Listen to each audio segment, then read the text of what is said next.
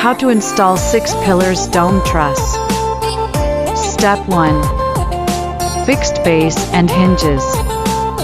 Step 2. Place a thickened sleeve block. Step 3. Connect the sleeve blocks with bolt truss according to the drawing. Step 4. Install the roof columns and beams at the midpoint. Step 5. Install the 6 main beams with curved bolt trusses. Step 6. Use clamp to fix the end of the main beam. Step 7. Install 16 curved sub-beams. Step 8.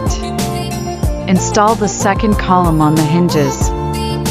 Step 9. Use the hoist to erect the column. Step 10. Use the hoist to raise the truss frame at the same speed. Step 11. After raising to the appropriate height, install 4 stabilizers on each base and continue raising to the planned height to complete.